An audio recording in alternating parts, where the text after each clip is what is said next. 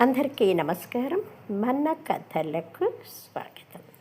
అందరికీ శ్రావణ మంగళవారం శుభాకాంక్షలండి. అమ్మవారి కోసమని ఇవాళ నేను చక్కెర పొంగల్ చేశానండి. కొంచెమే సింపుల్గా అనమాట. అందుకని కొద్దిగా బెల్లం తీసుకొని కొంచెం నీళ్లు పోసి కొద్దిగా ఎక్కువ కొంచెం నీళ్ళు చిలకరించి చక్కగా లేవాకొచ్చేంత వరకు చక్కగా ఉడకనిచ్చి దాంట్లో ఇలాచి పొడి వేసి నేతిలో వేయించిన జీడిపప్పు కిస్మిస్ కూడా వేసి తర్వాత ఉడికించిన కొంచెం అన్నము దాంట్లో వేసానండి.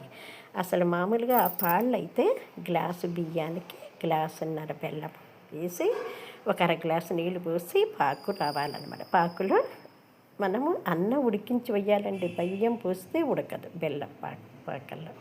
తర్వాత అన్నం ఉడికించిన అన్నం వేసాం కదండి. నెయ్యి అంతా బాగా పైకి ఇలా తేలేంత వరకు దగ్గరికి బాగా ఉడకనియాలండి. కమ్మటి వాసనలు వస్తూ చక్కెర పొంగలి రెడీ అవుతుంది.